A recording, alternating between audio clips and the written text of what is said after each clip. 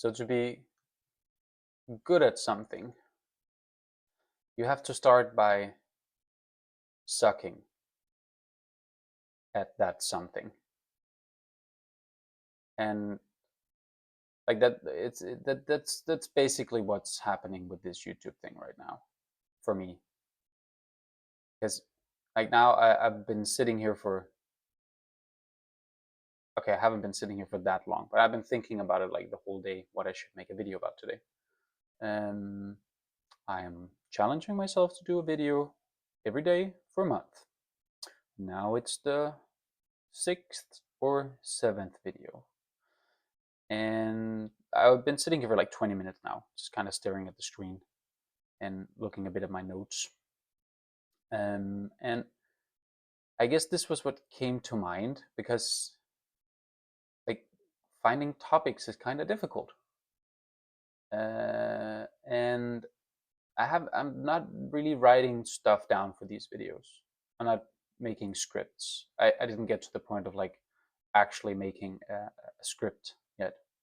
I might at some point if I have like a topic that I think is relevant enough to make a script about. But I also kind of just enjoy the free form of just like talking on these videos and like a bit more free thought, chain of thought kind of thing. But I guess that today's topic is like if you want to get good at something, you have to start by sucking at something. And if you know which cartoon character dog I'm quoting, then you're cool or a nerd. I think that's cool. But it's true. Like you have to start by being really bad at it, and that's why I think a lot of people don't really start on stuff because it's uncomfortable to start at stuff without being good at it, and especially stuff that you have to start sucking at on your own. Like when you're in school, like everything you sucked at some point. You sucked at walking at some point. At some point, you were really, really fucking bad at walking. Babies fucking suck at walking. My sister just had a niece. She did not. I have a niece. My sister got a child, which is a girl, and that is my niece. And she sucks at walking because she's a baby.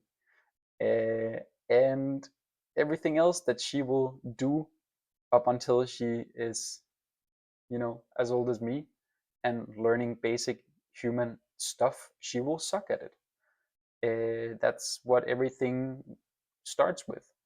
And you are throughout your whole life being helped at sucking at stuff. You are being helped to suck less at stuff by your parents, by your teachers, by the school, by the system, by the society. Society, per definition, wants you to not suck, at least in like a lot of areas of life, I guess. You need to have a purpose and have an education, you need to fulfill a job and all of that stuff. But once you, and then of course there's also a big part of it that comes from yourself to to learn stuff and get good at stuff and suck less at stuff, suck at life. Uh, Getting good at doing life stuff is also a big part on yourself. But you have a lot of support for that as you grow up. And once you finish school, once you finish education, once you're kind of, out of all of that, you are very much left to yourself to figure out how to not suck at things that you would like to get better at. And that is really uncomfortable doing it on your own because you are on your own and the support around it doesn't just happen like it does in school. You don't have a teacher who's just there to help you learn stuff. Like when you think about it, teachers are awesome. They are just there to help people get better and suck less at stuff and become better at stuff. And that's awesome.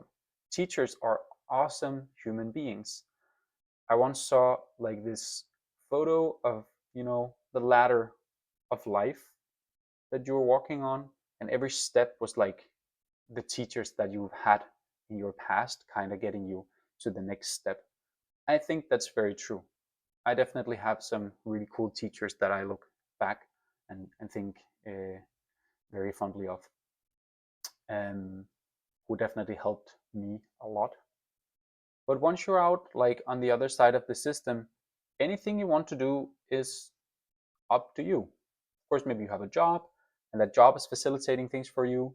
Maybe you are encouraged to go to courses or you need to take some extra education. But besides that, you are very much left on your own to do stuff. And that's difficult because you have to push through a barrier of being bad at it. And being bad at things are generally uncomfortable. And being bad at things is generally looked upon as something negative. Like, you have to just be good at stuff, right? Before you show it to anyone. You don't want to show anything to anyone before you're good at it because it feels embarrassing, because it feels like you're failing. Excuse me. And failing is not fun. Generally speaking, failing is just not very fun. Uh, but I guess you can like learn to become better at failing. I think that's what I'm trying to do with this also. I am definitely trying to teach myself to become good at sucking at something so I can hopefully over time become better at something.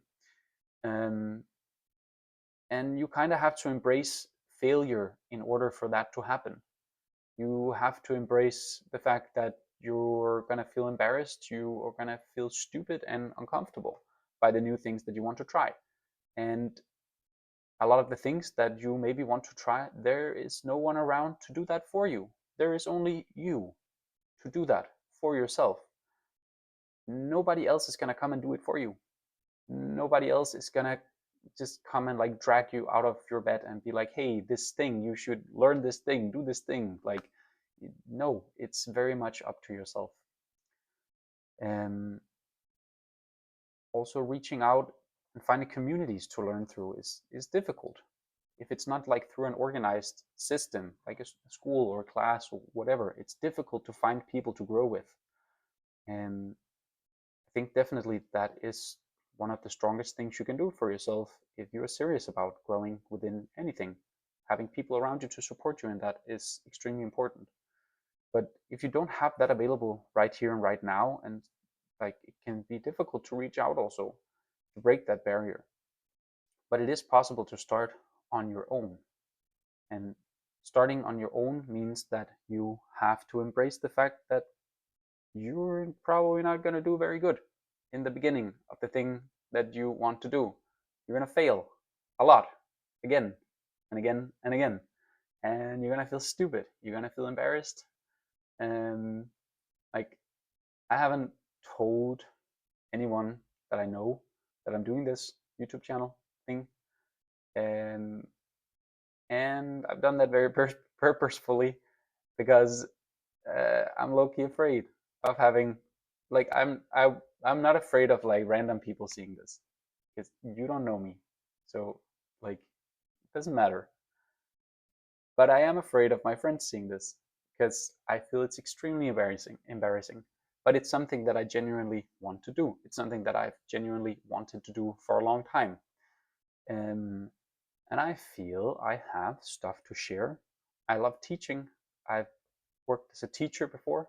I basically work as a teacher and a coach in my everyday job as a physical therapist, helping people get through very difficult situations in their life because of debilitating chronic pain, helping them to make sense of everything, helping them to find value in the things that are left in their life from the things that they have left now, the pieces that are lying on the floor, and from their past identity that has been shattered by a traffic incident, accident, or major surgery, or serious illnesses. And helping these people is very meaningful to me and brings me a lot. I really like to help people move forward. And I would like to do that also outside of my work. And I would like to do it on a bigger scale. But that also takes courage, being able to do that and to work up to a stage where I'm able to be comfortable enough to share my knowledge, share my opinion, and hopefully be able to reach out to people who can benefit from it. And that is what this video is a process. This video is a part of that process. This video is a part of me being able to sit in front of a camera, in front of people, exposing myself and sharing what I have to share. And that feels cool. That does feel cool. It feels very satisfying and fulfilling. And yeah, that does feel cool. And the more I do these videos, I haven't done them a lot yet. I've been doing it for about a week. But already now I can feel like once I kind of break through the barrier of it, because I'm sitting in front of the camera and being like, oh, what am I going to say? What is this video going to be about? And blah, blah, blah. But once I kind of get started with it, it's cool. And I really enjoy it. And yeah, I think it's something that I definitely want to do more of. So these videos, I guess, it's also a lot for myself, but I would also like it to be for you. So if you're watching this and you can, like if a bell is ringing for you from something that I'm saying, it makes sense to you. You can like uh, you understand it. You can feel it. Sorry, I'm stumbling a bit with the words. I'm going Danish in my head and trying to find the right word in English.